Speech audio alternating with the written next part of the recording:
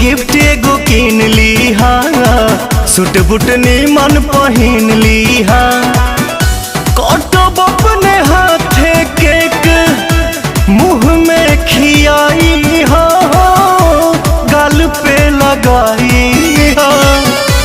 मनतावे birthday 18वां घरवा, जान हो जरूर आई हा। होई हा तो खाके जाई हा।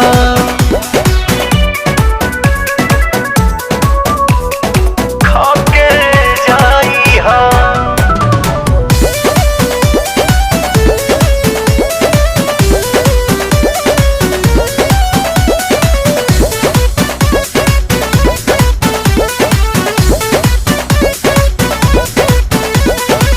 भाभी के फुसिलौले हे बानी,